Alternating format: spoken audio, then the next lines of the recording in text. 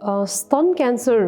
भयो भनेर थाहा पाउन चाहिँ गाह्रो नै छ हैन, तर पनि अघि मैले भने जस्तै स्तनमा कुनै पनि प्रकारको समस्या भयो भने चाहिँ देखाउनु पर्छ र स्तन क्यान्सरको जुन हाम्रो टिपिकल हामीले लक्षणहरू भन्छौँ हैन, सिम्पटम्सहरू भन्छौँ, त्यो चाहिँ कस्तो प्रकारको हुन्छ भनेदेखि कुनै पनि प्रकारको चाहिँ गाँठो छ ब्रेस्टमा हैन, जुन यो चाहिँ सबैभन्दा कमन प्रेजेन्टेसन हो र त्यो चाहिँ अब अलिकति कसैकोमा चाहिँ एकदम स्लो ग्रोइङ हुनसक्छ र कसैकोमा चाहिँ फास्ट ग्रोइङ पनि हुनसक्छ है, र कसैकोमा चाहिँ एकदमै तीव्र गतिले चाहिँ बढिरहेको छ, अलिकति कडा खालको हार्ड हैन ट्युमरहरू, डल्लोहरू, गाँठो गिर्खाहरू छ, या चाहिँ अब निप्पलबाट चाहिँ डिस्चार्जहरू, त्यसमा चाहिँ स्पेसिफिकली चाहिँ आफूले केही नगर्दा पनि स्पन्टेनियस डिस्चार्ज भन्छ हैन, आफै चाहिँ पानीहरू या चाहिँ अलिकति ब्राउनिश हैन र ब्लड मिक्स डिस्चार्जहरू आइरहेको छ,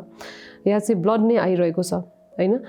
अथवा चाहिँ छालामा हैन, ब्रेस्टको माथिपट्टिको छालामा चाहिँ केही परिवर्तनहरू देखिएको छ, कुनै पार्ट्स अफ द स्किन हैन, छाला चाहिँ अलिकति भित्र तानिएको छ,